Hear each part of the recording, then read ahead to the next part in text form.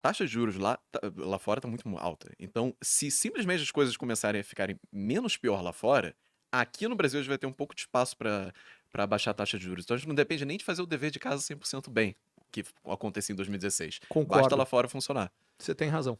Legal. Agora, Ricardo, e eu, né, particularmente, gosto e tenho uma parte do meu dinheiro sempre alocada lá fora, Uhum. né? Tanto em ações E eu, e eu, americanas e, quanto em renda e fixa. eu acho que você faz bem, porque volta na história da diversificação. Uhum. Diversificação é importante e tem um detalhe adicional, gente. A bem da verdade, a gente deveria ter a maior parte do nosso dinheiro Sim. alocado fora do risco que a gente já tem. Então, o que significa isso aqui? Uma das coisas mais malucas que eu vejo é, cara, o cara trabalha na empresa X e tem 90% do patrimônio em ações da empresa X. E aí deu um problema qualquer, ele perdeu o emprego e tudo que ele tinha acumulado. Cara, tá dobrando o risco completamente. Então, quando você está falando de ter investido coisa em outros países, o que isso na prática significa é, cara, deu tudo errado no Brasil, você está protegido de alguma forma. Deu tudo certo no Brasil, você já vai se dar bem no teu trabalho, em todo o resto que tem. Perfeito. Então, eu acho importante essa questão de diversificação. Não, e isso é doideira, porque normalmente é o contrário. O cara que, por exemplo, é empreendedor, que ele já tá correndo um risco maior do que uma pessoa que trabalha numa empresa e tal, ele vai e coloca 100% da grana dele em ações. É, porque esse cara, ele já é um cara que tem um perfil de risco maior, Sim. porque senão ele não seria empreendedor. A questão é, ele já fez isso na profissão dele. E aí é que, por mais. Volta a história, eu falei, tem gente que tem mais, tem gente que tem menos. Cara, ninguém devia ter um absoluto e ninguém devia estar com dinheiro na poupança. Que é o contrário desse negócio. Você tá pagando. Aliás, poupança é um negócio fantástico. Você tem certeza que você vai perder o dinheiro. O poder real do dinheiro, garantido que ao longo do tempo ele vai valer menos. Então, cara, é uma loucura. Esses dias eu tava em casa, o Estadão me ligou e falou assim: a gente tá com uma matéria aqui, queria que você comentasse. E aí a matéria era sobre um cara, que era fornecedor da Americanas. E aí, basicamente, o negócio dele tava todo exposto a Americanas. E como ele gostava da Americanas, ele falou: vou botar todo o meu dinheiro em ações da Americanas. Quebrou a Americanas, quebrou ele e o negócio dele. Então, cara, Mas é, tipo, você é tem que saber exatamente diversificar, disso que sabe? a gente está falando. Ah, Quer dizer, essa diversificação. Então, qual é a boa diversificação? Você tem que. Na bolsa, você tem que ter uma diversificação por ações. Idealmente, você tem que ter uma diversificação de risco geográfico, que era o que a gente estava falando. Você deve ter uma diversificação entre risco de classes de ativos. Então, tem uma parte que é imobiliário, tem uma parte que é renda fixa, você tem uma parte que é ação, por aí vai. E o que eu estou falando é tão mais verdade quanto menor é o seu grau de conhecimento de investimento financeiro. Quanto mais você conhece, você pode ser um pouquinho mais agressivo em ter uma alocação um pouco mais concentrada em algo que você vê uma oportunidade muito maior. Quanto menor ele é, mais passivo tem que ser o teu investimento, Perfeito. que é estar alocado um pouco em tudo isso. O que significa que em alguns momentos você vai um pouquinho pior, outros você vai ter um pouquinho melhor, mas sempre você vai bem, razoável. Você vai ficar ziliardário com isso? Não. Aliás, se eu posso aproveitar essa eu vou ter que deixar um recado para a nação. esse Cara, é bom, vai. qualquer vez que você ouvir alguém com uma proposta de um negócio que você vai ficar rico, rápido, fácil, sem risco, foge que nem o diabo foge da cruz. Isso não existe. O nome desse negócio é golpe e funciona porque quem não quer ficar rico fácil, rápido, sem força. Uhum. E é exatamente por isso, cara, não entra nessa. Não existe bala de prata, né? O pessoal acha que o mercado financeiro. É que a galera começa a investir na busca da bala de prata. O que eu vou fazer para resolver a minha vida? Sim. Eu acho que a galera, em geral, investe baseado no retrovisor. É. O que é péssimo, porque o ativo que teve um desempenho espetacular é aquele que ficou caro hoje. Perfeito. Ele teve um desempenho espetacular, provavelmente porque ele esteve muito barato antes. Em geral, quando é espetacular, que tem uma história bacana que vem, sempre. A forma de entender isso aqui é o seguinte: quando tem uma bela história, todo mundo quer participar. E aí entra a nossa psicologia. Criptomoedas. Surge. Criptomoeda é legal, porque eu posso falar das bobagens que eu fiz também, mas enfim.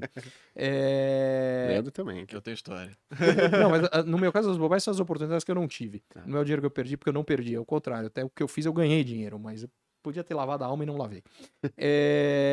Mas a história normalmente funciona. Até vou contar essa história porque eu acho que ela é legal. Vamos lá. Criptomoeda surge o Bitcoin. Quando surgiu o Bitcoin, acaba de aparecer, eu vi o Bitcoin e achei que fazia sentido. Crise de 2008, Estados Unidos e Europa. Meu, com risco de ter uma crise à lá Grande Depressão, eu sabia que só tinha uma solução de evitar: Os caras vão ter que estimular como nunca foi estimulado. Imprime moeda feito um maluco, estímulo fiscal. Bom, mas se todos eles vão imprimir moedas, as moedas vão perder valor. Então, solução. Vai para metal precioso, vai para ativo real, imóvel, terra, enfim. Agora criaram uma moeda nova que, pô, a regra de emissão é constante. Faz todo sentido, ideia brilhante. Deixa eu ver como é que é isso aqui. Não, então, tem um cara que é o Satoshi Nakamura. Mas quem é o cara? Não, ninguém sabe. Não sabe nem se ele existe. Falei, cara, isso é golpe. Então, aí eu entrei naquele negócio. Já tinha separado. Falei, não, coloca uma graninha. Cara, separei $100. Não é nada demais. Falei, coloca $100 isso aqui. Se der certo, vai multiplicar. E eu não imaginava que ia multiplicar, multiplicou. Mas falei, cara, vai multiplicar dezenas de vezes. Centenas. Cara, foi muito mais do que isso. Custava $0,01, tá, o Bitcoin. Esqueci de contar nessa história. Caraca. E aí eu olhei aquele negócio e falei, não, mas é golpe. Não vou colocar, porque sabe o que vai acontecer? Eu vou colocar. E aí, quando eu perceber que é golpe, eu vou me sentir um imbecil. Imagina como eu me senti de não ter colocado. Aquele 100, cara, hoje valia não sei quantos milhões. Eu prefiro não ver o número certo, que vai doer demais. Eu não fazia mais nada da vida. Com $100. Imagina quem se sente um imbecil hoje. Mas tô contando isso aqui porque normalmente como é que as pessoas entram em classe ativa? Do Bitcoin é um bom exemplo. Cara, o negócio sobe. Quando ele começa a subir, você fala, meu, mas essa moeda desse maluco eu não sei quem é, o primeiro ano. Aí subiu de novo, subiu mais, cara. Subiu pra caramba. Aí tem um cara que fala, não, ganhei, não sei o que. Sei lá, mas é esquisito, não sei como é que é. Pô, subiu mais, pô, mas esse negócio tá indo bem, não sei o que. Cara, aí o teu primo conta pra você que ganhou uma grana preta com o Bitcoin. Sempre basicamente isso, é uma cara. história. E é o primo. Porra, para de fazer isso. E aí você fala, porra, o meu primo, nem brilhante meu primo é. Pra falar a verdade, eu sou muito mais inteligente que ele. Cara, não é possível. Meu, aí você pega o Uber. No que você pega o Uber, o motorista do Uber fala que ganhou dinheiro. Aí você fica pra morrer. Você fala, até o motorista do Uber já ganhou dinheiro no Bitcoin? Vou comprar. Cara, na hora que você compra, no dia seguinte o negócio começa a despencar. Por uma razão muito simples. Depois que o motorista do Uber comprou o Bitcoin, todo mundo que tinha para comprar Bitcoin já comprou. Só sobrou gente para vender Bitcoin. Aí ele começa a cair, você fala, não, eu sou um investidor de longo prazo, não tem problema, eu seguro.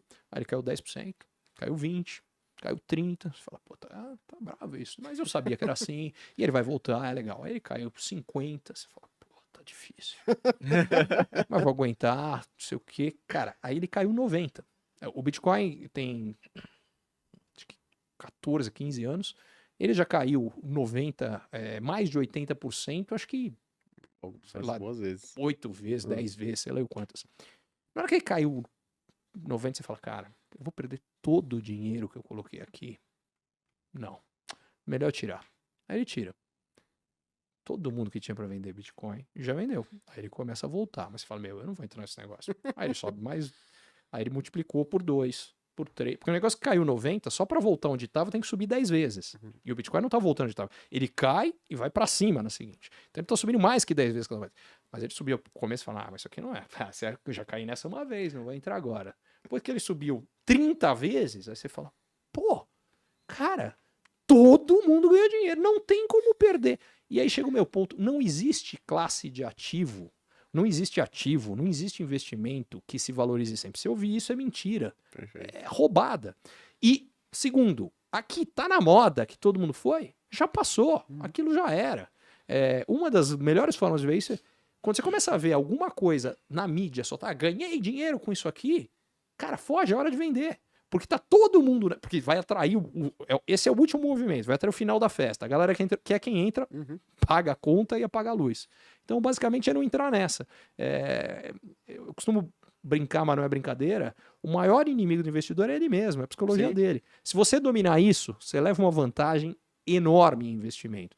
E tem uma história que eu acho que deixa isso melhor do que se eu não me engano, acho que era T. Rowe Price, eu não tenho certeza. Mas tem um grande gestor de fundo americano que um belo dia resolveu estudar o pessoal que tinha dinheiro investido neles, que tinham os melhores retornos. E aí descobriu o seguinte, eu não lembro qual era a porcentagem, mas se eu não me engano, 90% dos melhores retornos era gente que tinha morrido. Sabe por quê? Porque o cara que morre, ele não mexe na conta, porque normalmente a galera mexe na conta na hora errada. Ele vende depois que caiu e ele compra depois que subiu. Ele perde dinheiro sempre. O cara que não fazia isso era o gênio do investimento. É porque o cara não colheu. Essa é uma das razões, aliás, pelas quais o meu horizonte de investimento é longo. muito longo. É pra evitar de eu fazer esse tipo de bobagem.